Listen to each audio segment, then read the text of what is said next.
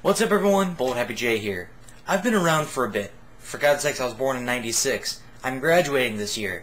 I feel old. And my experience in the gaming industry reflects upon that. This is my first top 10 video, and I hope you guys like it. It's the top 10 gaming franchises that need resurrection. Number 10. Star Wars Battlefront. I didn't play any games from this franchise until about a year ago. And good God, I wished I had played it in its heyday. Me and a few buddies of mine played Battlefront 2 for about a week straight, and I had a wonderful experience. I never was a big Star Wars guy, but I definitely see why so many people love both the movies and the games. The universe is huge, and there are so many possibilities with it. The series is famous for its huge lobbies and insane matches that actually feel like you're part of one of the Star Wars movies. These games kind of make me wish I had bought something other than LEGO Star Wars as a kid, because I instantly regret it as a hardcore gamer today. I really feel like I missed out on a huge experience by not getting Battlefront as a kid. Unless someone can buy the title from the titan Disney, I don't think we'll see any more coherent Battlefront games in the future, which is a true shame and a smack in the face to the gaming industry. Thanks, Mickey. Number 9. MX vs. ATV. A lot of people watching this are going to disagree with this choice, but hear me out. MX vs. ATV was probably one of the biggest party franchises me and my friends used to play when we were kids. That was true, the latest games in the series weren't the best. If the devs can revitalize the series in a way that could bring back the joy and racing splendor from the first 2 or 3 games, such as creative tracks, intense jumps, realistic physics, and real competitive aspects, they would easily reborn the franchise in a huge way. The level of competition that my friends and I had toward each other was unparalleled by any other game or franchise, even Mario Party, which was a surprise to me as well. The stress on realism and lack of batshit craziness made us feel as if we were actually racers on bikes and ATVs, and when we were kids, we kind of wanted that. Mario Party had kind of a sense of fiction to it, and a sense of non-realism. That kind of... It made it unrealistic for us to be competitive with one another. Sure, the games were fun, don't get me wrong, and I would love to see a Mario Party Resurrection like Mario Party 2 or 3, but I feel like if MX vs. ATV was done correctly, it could be a better resurrection than Mario Party. Number 8. Battletoads. While MX vs. ATV had a certain level of competition, Battletoads gave me and my friends a sense of insane cooperation in which we needed each other to stay alive. These games were so insane in their art style and characters that they are unforgettable. Mutated toads that can shoot, climb, jump, and kick enemies off the stage is definitely something that I would have never expected from a game, especially from one in the 90s.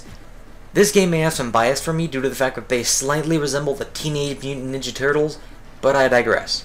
Battletoads and Super Battletoads forced me and my friends to work cooperatively for a change instead of competing against each other, trying to wreck each other's faces, trying to curb stomp each other, and just trying to keep from bloody bodies in the living room. So it was a nice change of pace. Number 7. Earthworm Jim. The silly plotline of Earthworm Jim, as well as its smooth mechanics and comedy bits, combined together to make a title that is nearly unforgettable for those who have ever played a Sega Genesis. The game's comedy itself was unlike anything for the time, thus making it remembered as one of the all-around most creative games for the Genesis. Not only did it have overwhelming comedy, but the mechanics and map design were superb for a platform shoot-'em-up. Many platform shoot-'em-ups that came out for the Genesis and SNES were immediately dismissed because of their horrible design and clunky controls, games such as Home Improvement, Bubsy, and the like.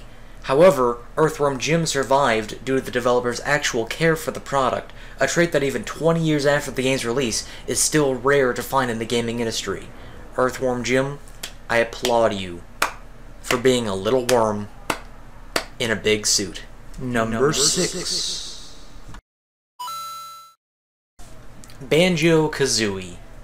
A lot of people will argue that this game needs to be the number 1 game on my list, and with good reason. Like Earthworm Jim, this game has insane humor and great character design.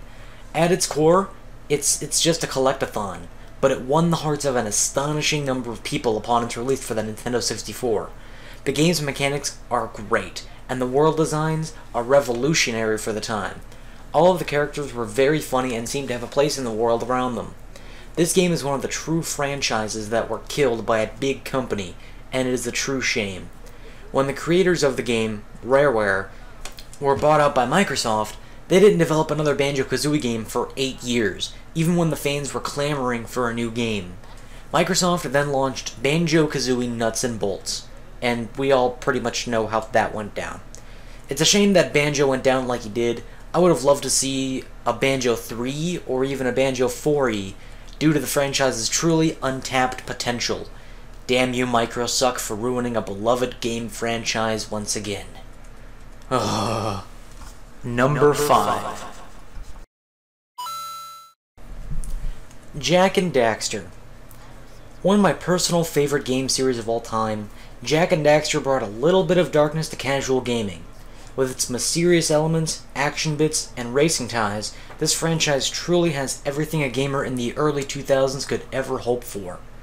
The game's mixed seriousness and comedy so seamlessly and intricately unlike any game franchise before or since, and is always a good throwback to what gaming once was.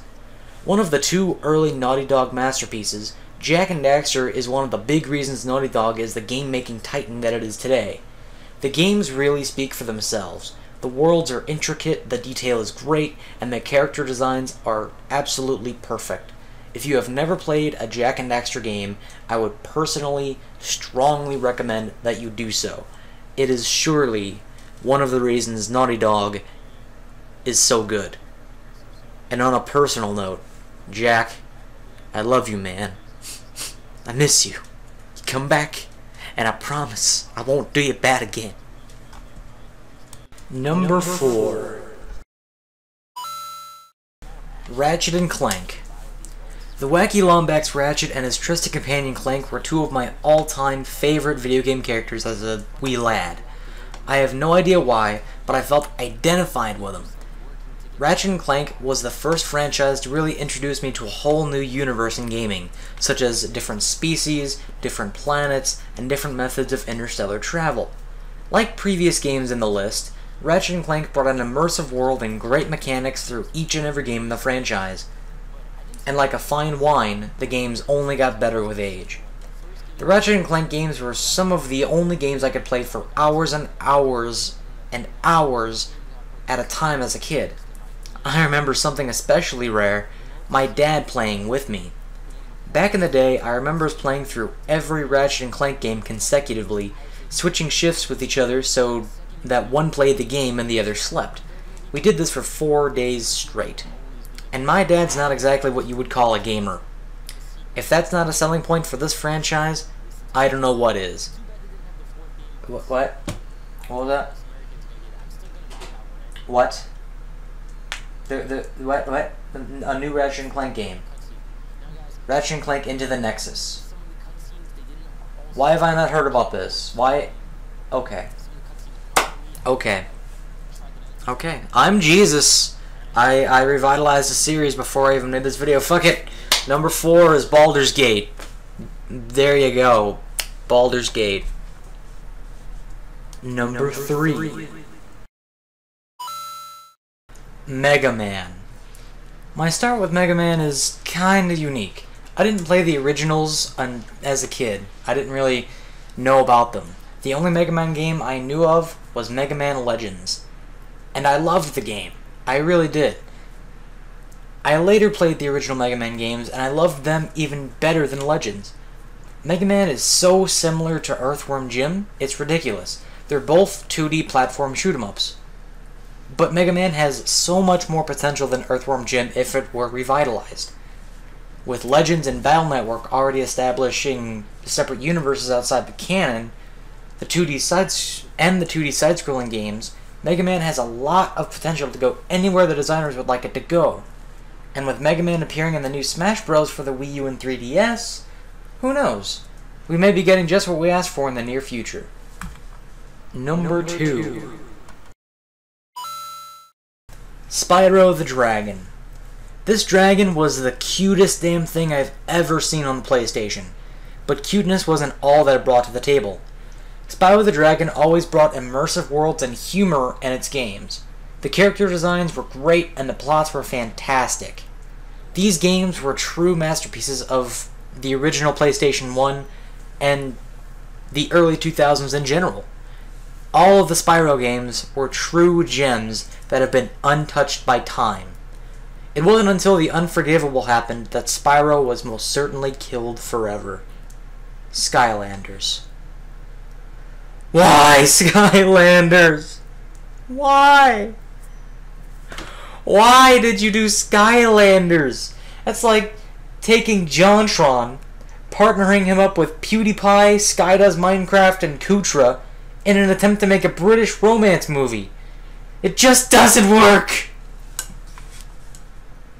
Number 1.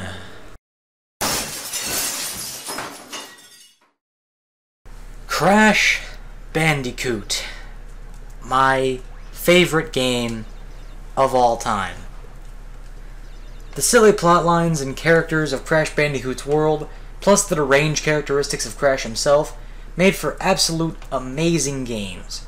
Originally from Naughty Dog like Jak and Daxter, Crash Bandicoot seemed to be the spawn of the developers just letting their imaginations run wild. Crash's games are exceptionally known for their unique boss battles for the time, as well as Crash's own stupidity. The Crash games, in my opinion, will stand the test of time forever as video game gems, masterpieces, Hongtung Funkang. That is very bad French, even though I come from France. These games will be referred to through all time as the greatest PlayStation games ever. That is, if it hadn't have been for Crash of the Titans and Mind Over Mutant, which were the final Crash Bandicoot games in the franchise. And they were terrible. They were terrible. When Naughty Dog handed Crash over to Vicarious Visions, things were going good for Crash. I mean, we got some great games, everything was still good. It wasn't until Vicarious Visions handed him over to Dimps that things got bad. Ultimately, Crash ended up through Dimps, through several other developers, and ended up in the hands of Radical Entertainment and High Impact Games, who made the last 2 Crash games. And they were terrible. These guys didn't know what they were doing. They didn't know Crash. Thanks again, big devs, for ruining a great franchise. Can't thank you enough for that. And those were my top 10 games that need resurrection, whether it be total reboot, whether it be another game in the franchise, or if they're still going, just a complete reset on the franchise. Again, these are my opinions. If you guys disagree with me, that's what a top 10 is designed to do. It's supposed to bring out opinions. And you have your own opinion, I have my own, and these are my top 10. I hope you guys enjoyed, because that's the whole point of this. If you guys want more, I'd be glad to make more. This took a lot of time and effort. This is probably the biggest project I've ever done, so I would greatly appreciate some feedback. And so, thank you guys for watching. I will see you guys later. Peace out.